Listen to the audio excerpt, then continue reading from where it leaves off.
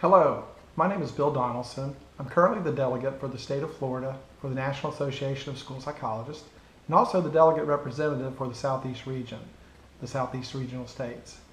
So I'm here today to talk a little bit about the NAS practice model and how it's influenced my practice, as well as the kinds of things we've done in Florida to promote it.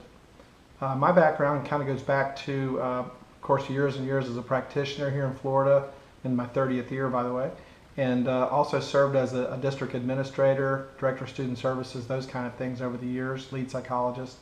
And the standards to me had a great influence, probably back mostly in year 2000 when I was asked to be a reviewer for the standards. So it sort of forced me to read those standards 3-4 times, have some input on them and really study them. At the time I thought, wow, my staff at that time, people I worked with, most folks had never read the standards. So it seems to me to be an evolution that the NAS practice model has evolved as an efficient, effective way to communicate the standards and to help folks move their practice along the way that the standards were always intended to be. That evolution along the way has basically led to a number of things. At least in our state, I know that we looked at it more from a response to intervention model. That's sort of been my focus of practice over the years.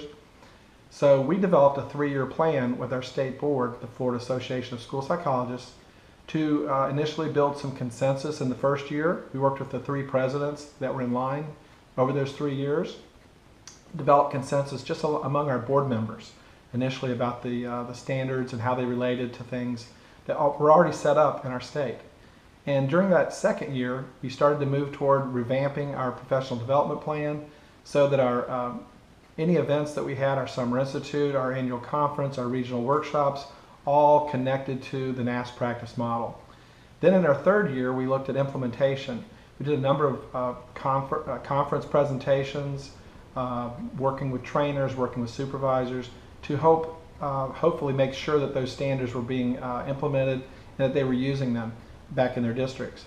A major sign of that was in some progressive districts where they used the practice model for their evaluation system. They used it as a template or as a way to structure up their evaluation system for school psychology. During conference presentations, we've got some feedback from the various districts that were using the model.